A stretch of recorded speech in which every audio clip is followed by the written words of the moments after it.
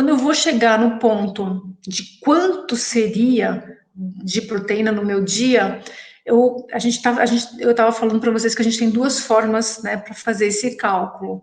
A primeira forma é considerar num dia, no X calorias naquele dia, eu considero de 10 a 15% dessas calorias do seu dia devem vir de proteínas. Então, se a gente pegar um cardápio de 2.000 calorias, que é um cardápio bem padrão, assim, a gente, pensando em 10 a 15%, a gente está falando de 200 a 300 calorias desse dia devem vir de proteínas. Isso significa de 50 a 75 gramas de proteína.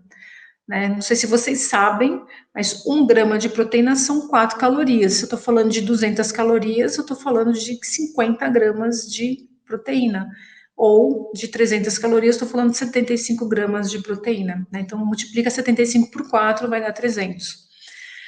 Ok, então uma das formas de a gente calcular a quantidade de proteína é pensando em porcentagem. A gente pode até chegar a 20% de proteína, né? Eu acho que tudo isso é muito individualizado, depende da necessidade e do estilo de vida, se a pessoa é atleta, se a pessoa pratica atividade física, enfim, depende de vários fatores para a gente chegar até uns 20%.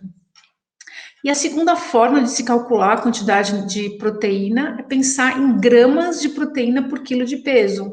Então, a gente tem um mínimo que a gente deve consumir por dia de gramas por quilo gramas de proteína por quilo de peso da pessoa por dia, e tem um máximo, né? O mínimo a gente calcula, o mínimo que a gente deveria consumir é de 0,8 gramas por quilo por dia, né? Então, a gente está falando de uma pessoa de 70 quilos, a gente está falando de 56 gramas de proteína por dia. E até 1,2 gramas por quilo de peso, que seria uma pessoa, talvez, dependendo da necessidade, a gente até chega nesse 1,2 gramas por quilo de peso, e isso daria 84 gramas de proteína por dia, né? Então, o que eu queria trazer para vocês? Que independente da forma que eu resolvo fazer esse cálculo, se é por porcentagem ou por grama de quilo por dia, eu tenho um mínimo e um máximo muito similar, muito perto. Então, isso é interessante de se observar, porque a gente pode trabalhar, né, independente da forma, a gente consegue contemplar a necessidade adequada, né? Como que eu calculo na minha prática clínica? Eu gosto de calcular por gramas de